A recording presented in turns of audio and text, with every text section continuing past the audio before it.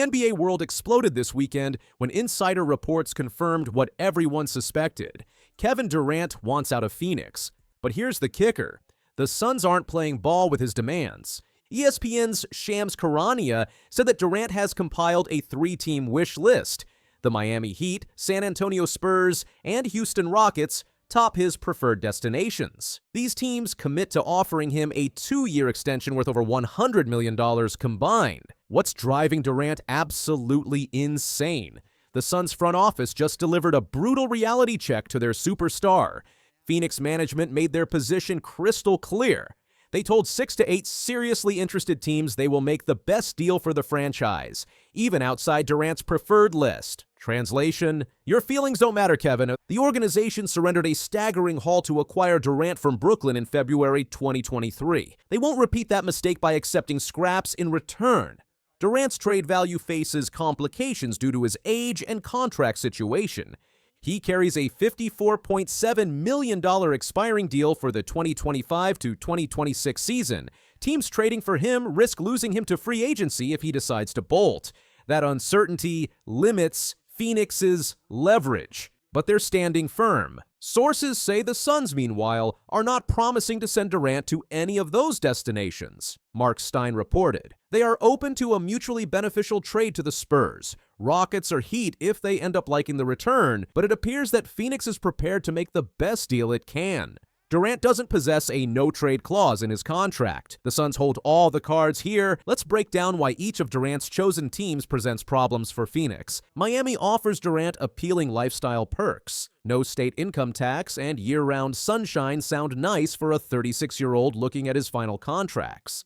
But the Heat lack the assets Phoenix craves. Miami was hesitant about parting with rookie big man Kel Elware and Jamie Jaquez Jr. during trade deadline negotiations. These players represent the Heat's most valuable young assets.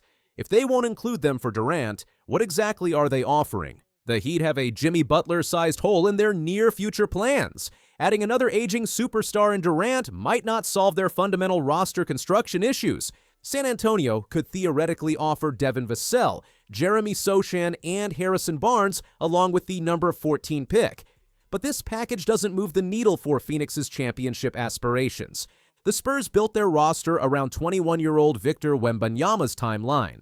They already added significant talent around the French phenom. Their backcourt features all-star De'Aaron Fox and Rookie of the Year Stephon Castle. Trading the number 2 pick for an established wing like Durant loomed as a possibility all season. However, all signs indicate San Antonio intends to hold the selection and keep it out of trade discussions. Duke's Cooper Flagg goes first to Dallas, positioning Rutgers' Dylan Harper to land with the Spurs. Players like Devin Vassell, Keldon Johnson, and Harrison Barnes don't truly move the needle, sources revealed about Phoenix's evaluation of San Antonio's assets. The Spurs possess 13 first-round picks through 2032.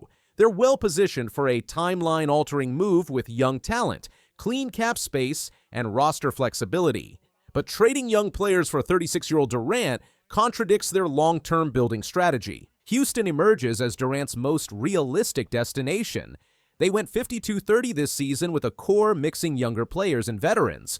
The Rockets have young talent and draft capital, making them perhaps the ideal trade partner. A hypothetical trade works financially. Durant for Jalen Green, Jabari Smith Jr., and Jock Landale. This package addresses Phoenix's need for young talent while giving Houston their go-to scorer. Durant's acquisition would solve Houston's offensive issues exposed during their first-round playoff loss to Golden State. Half-court efficiency, spacing concerns, and lack of a reliable closer all plague the Rockets. Durant's presence combined with Ime Udoka's defense creates a recipe for a Western Conference Finals run.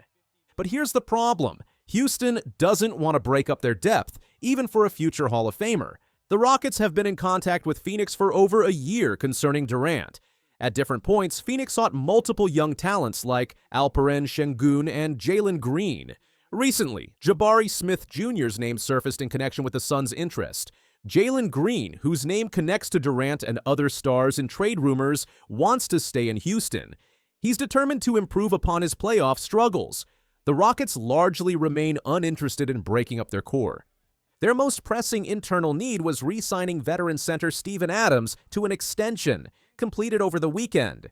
Hammering out Fred VanVleet's future represents a mere formality. Former NBA MVP and Phoenix Suns legend Charles Barkley offered blunt advice for his former team amid Durant's trade saga. Barkley has had his differences with Durant in the past. "You make the best deal for him," Barkley said. "Don't worry about his feelings, and make the best deal for yourself. Some people are going to take a chance on him, and some people are not because he only has 1 year left, and he's 36 inches tall." Barkley's words perfectly capture Phoenix's current approach. The organization prioritizes maximizing their return over accommodating Durant's preferences. Minnesota emerged as another potential destination, creating buzz around a possible Anthony Edwards-Kevin Durant reunion. The two won gold at the 2024 Olympics on Team USA and developed a close relationship. "I miss being around Ant every day," Durant told the Star Tribune in October. Edwards reveres Durant as his favorite player growing up. The entertainment factor of that big brother-little brother dynamic would be off the charts. But the Minnesota Star Tribune confirmed a trade remains unlikely. The Timberwolves face significant obstacles. They're currently a second apron team with severe trade restrictions. They cannot combine players to aggregate salaries to match Durant's $54.7 million number. Julius Randle and Naz Reid both have player options, creating roster uncertainty. Reid planned to opt out and become a free agent. Randle's plans remain unclear. Until Minnesota knows what happens with those two, pulling off a deal becomes extremely difficult. The Wolves are not including Jaden McDaniels in any Durant trade talks. That means Julius Randle or Rudy Gobert would serve as the primary salary matcher. Randle carries a $31 million player option. Gobert makes $35 million. Both veterans contributed significantly to Minnesota's Western Conference Finals run. Including either would sting. The Wolves would also need additional salary, such as Donte DiVincenzo's $12 million to bridge the gap. Phoenix would likely want promising young players and draft pick compensation. Minnesota has Rob Dillingham, Terrence Shannon Jr., and Jalen Clark among prospects outside their top 8 rotation. They own the 17th pick in this month's draft. Are you into reading tea leaves? Gobert posted on X this week saying, "To be continued," with wolf and trophy emojis.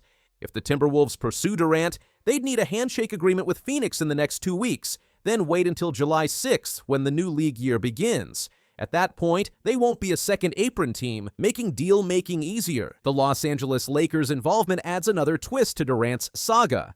This situation echoes the Boston Celtics' Jrue Holiday heist after the Damian Lillard trade, which helped them secure banner 18. Boston flipped Malcolm Brogdon, Robert Williams III, and 2 first-round picks to grab Holiday. That chess move proved championship-defining. The Lakers are watching closely for similar opportunities. National insider Jovan Buha weighed in on the Lakers' position in the Durant sweepstakes. "I think Boston took the best advantage of it in recent memory, with Jrue Holiday becoming available because of the Damian Lillard trade and that situation. So I think for the Lakers, I believe in general and being more proactive than reactive with the summer transactions. And I think the Lakers have honestly been a bit too reactive to the point of almost being a bit passive, and they have not been as proactive as they should have been the last couple. I would even contend 3 summers. The Lakers might not land Durant directly, but they could benefit from Phoenix's roster shakeup. If the Suns begin unloading talent, Los Angeles could scoop up role players like Royce O'Neal or Nick Richards." Black and White Sports Reporters. Well, we got a couple things, both involving Caitlin Clark and her return to the Indiana Fever, starting to make the ticket prices go up, and up for her anticipated return. Caitlin Clark's return to the Indiana Fever isn't just a headline, it's a seismic moment for the entire WNBA. Her presence alone has turned regular season games into can't-miss spectacles, and even the hint of her reappearance sent ripple effects across the league.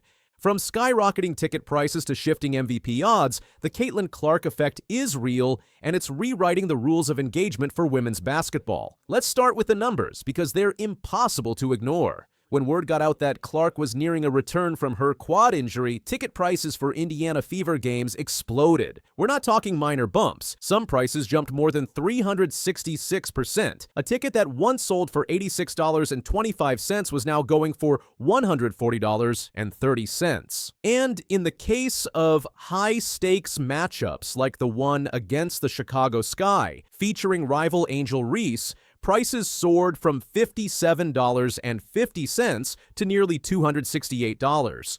Fans weren't just buying tickets, they were rearranging vacations, rebooking flights, and doing whatever it took to witness her comeback live. The most expensive ticket in Section 120 for Friday's contest against the Sun cost $86.25. When Indiana hosts the Sun June 17th, a ticket in the same section will cost $140.30, a 62.7% increase.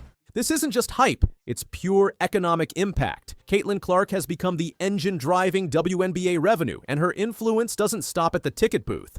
Jersey sales, social media engagement, and national TV viewership have all surged during her rookie season.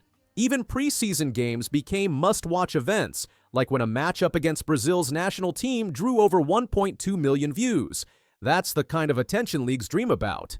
But while Clark's return has fans electrified, it also comes with weighty expectations. The MVP race, already fierce, is now an all-out war. Nafisa Collier may be leading in stats, averaging 26.3 points and 8.3 rebounds on 51% shooting. Nafisa Collier is on a 7-0 Minnesota Lynx team and is averaging 26.3 points and 8.3 rebounds per game, and she's doing it on 51% from the field and 45% from three. But Clark's impact goes beyond numbers. She's averaging 19 points and leading the league with 9.3 assists per game, all while drawing double teams and heavy defensive focus every night.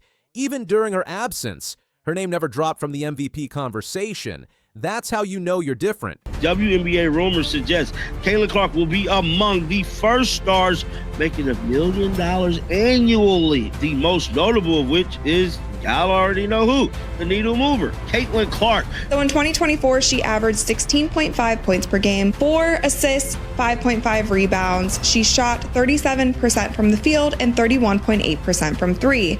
Now, if you look at her preseason in 2025, she only played 2 games. When Caitlin Clark was sidelined, the Fever didn't just lose a scorer, they lost their identity. The team looked flat, disorganized, and uninspired. Suddenly, it was clear just how much Clark orchestrates every element of their game. She energizes the offense, commands the tempo, and lifts her teammates' play. Without her, Indiana became just another team. With her, they're a movement. Even the league couldn't ignore the gap. Commentators, analysts, and MVP voters, many of whom tend to overlook rookies, started openly admitting her value. One reporter even stated that Clark's absence exposed the Fever. And that wasn't said in critique, it was said in awe. Because in today's WNBA, no player carries as much influence as Caitlin Clark. Her return not only reignites Indiana's playoff hopes, but redefines the MVP debate. It's no longer just about stats. It's about narrative, presence, and impact. A'ja Wilson, the reigning MVP, is still putting up solid numbers with 23 points and 10.5 rebounds per game. A'ja Wilson is not really good, is wrong. The Las Vegas Aces are 4-2 on the season. She is averaging 23, 10.5 rebounds, 4.2 assists, and a lot of steals on 47% from the field and 26% from three.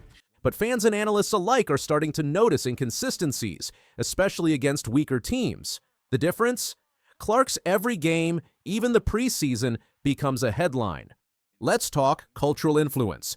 Clark is not just a baller, she's a brand, a symbol, and a role model. She's filling arenas, trending on social media, and sparking viral moments. She's the first rookie in league history to turn every game into a national event. Families show up, celebrities take courtside seats, local economies get a boost. That's the Caitlin Clark effect. And then there's the merch. Fever jerseys, Iowa throwbacks, and number 22 shirts are flying off shelves. Everywhere you look, fans are repping her name. Whether it's little girls idolizing her skill or grown fans admiring her poise, Caitlin Clark has become a cultural force, one that bridges generations and genders, one that brings people together through sport. It is undeniable that Caitlin Clark is the engine. Caitlin Clark effect. There has been so much of an influx in attendance, in jersey sales, and viewership, all the things. That's about star power, narrative, and likability. Caitlin Clark comes into the WNBA, goes through college. She has panache. She has style. She's my role model. I really look up to her. Why do you like Caitlin? And she's so good at basketball. She hasn't done it with arrogance or entitlement. Despite being targeted on the court, criticized in the media, and overlooked for Team USA, Clark has remained composed. She hasn't clapped back. She hasn't whined. She just shows up, plays her game, and lets the results speak. That kind of resilience, especially in a rookie, is rare. And now she's back with something to prove. If the Fever go on a run with her in the lineup, there won't be a single valid argument against her MVP case. She's already drawn comparisons to NBA legends for her court vision and shooting range. She's pulling defenders to half court, dropping dimes that break the internet, and making teammates better just by being on the floor. Shit out of it. Of course she was. Right, so she was shooting the shit out of it. And she's the face of the league. Agreed. Just have nothing but great things to say about who she is as a person. She's so welcoming and so warm as an individual that she can have a conversation with anybody. She's cut from the same cloth as me in that regard. You know, us Midwesterners, we tend to just, accept everybody with open arms. She was so kind to my family and everyone in the suite when she came to KC. So huge fans of Caitlin Clark. Statistically, she's more than solid, but it's the intangibles, the leadership, the flair, the presence that make her irreplaceable. Her 2024 numbers include 16.5 points, 5.5 rebounds, and 4 assists per game. But in the 2025 preseason, she upped the ante, averaging 14.5 points, 6 assists, and 6 rebounds in just 21 minutes, while shooting 52.5% from the field and a scorching 50% from 3. That's not just good, that's elite. So in 2024, she averaged 16.5 points per game, 4 assists, 5.5 rebounds. She shot 37% from the field and 31.8% from 3. Now, if you look at her preseason in 2025, she only played 2 games in this preseason, and one was against that Brazilian national team. She played 21 minutes. She averaged 14.5 points, 6 assists, 6 rebounds. She shot 52.5% from the field and 50% from three-point range. The media can't get enough. ESPN tracks her MVP odds. Betting sites list her just behind Collier. News outlets scramble to cover every update, injury, and comeback. And when she plays, viewership spikes. Everyone watches. Because Clark doesn't just play basketball, she commands the moment. Off the court, she's just as impactful. Her kindness toward fans, her humility in interviews, and her Midwestern charm have made her universally likable. Coaches respect her, teammates love her, opponents fear her. She's cut from a different cloth, one that combines elite athleticism with character and charisma. Caitlin Clark is a rising star in women's basketball. She's pulling in crazy viewership numbers. We're talking about a preseason game against the Brazil national team, drawing 1.2 million views. Caitlin Clark is the needle mover. She is the needle mover. She is the franchise player. And she was the MVP. She is the main draw. She wasn't the one who was full sprinting down the court. She's my role model. I really look up to her. Why do you like Caitlin? And she's so good at basketball. Because she's that awesome person, and she has like a lot of aura, so like. Clark is forcing the WNBA to evolve. Her rise has triggered conversations around equity, representation, and fairness. Why is she scrutinized more than others? Why are her accomplishments sometimes downplayed? These are tough questions, but Clark's success is pushing them into the spotlight. And that's a good thing. She's not just playing the game. She's changing the game. She's elevating the league, challenging norms, and giving the next generation someone to aspire to. Young athletes, girls and boys, now have a real icon who embodies hard work, grit, and grace. Clark's return isn't just exciting, it's a cultural moment. Ticket prices prove her value. MVP odds validate her influence, and the electric atmosphere every time she steps on the floor tells you everything you need to know. She's the face of the league, she's the franchise, and she's only just getting started. And the fever surrounding her isn't dying down anytime soon. In fact, it's only getting hotter. So as Clark takes her next steps on this historic journey, one thing is clear. She's not just back. She's back with purpose. And the entire basketball world is watching. If you're as hyped for Caitlin Clark's return as we are, hit that like button, drop your thoughts in the comment, and don't forget to subscribe to our channel. Let's make sure she hears us loud and clear. I'm going to show you what can happen in the event that you're just a tiny bit off, okay? So you're going to intentionally miss? Of course. It goes like this. Oh. The most watched WNBA moment this month? It's not even from a game. Caitlin Clark just teamed up with Dude Perfect, and the fallout is shaking the league. Caitlin Clark just made WNBA history without even stepping on the court. While sidelined with a quad injury, she managed to draw millions of new fans, crush social media, and send a brutally clear message to the league, its players, and its critics. She is the WNBA. The timing of her latest viral moment couldn't be more symbolic and more damaging to the league's narrative. Data blindfold. Blindfolded. Let's go. Just like GameBridge can assist you with your savings, I'm here to assist the dudes with making shots. We appreciate it, Caitlin. Every shot you make is one less that I have to do. You climb the mountain high. The latest proof? Her collaboration with YouTube titans Dude Perfect. Dude Perfect is more than a YouTube channel, it's sports content royalty. With over 60 million subscribers and 18 billion views, they're mainstream giants.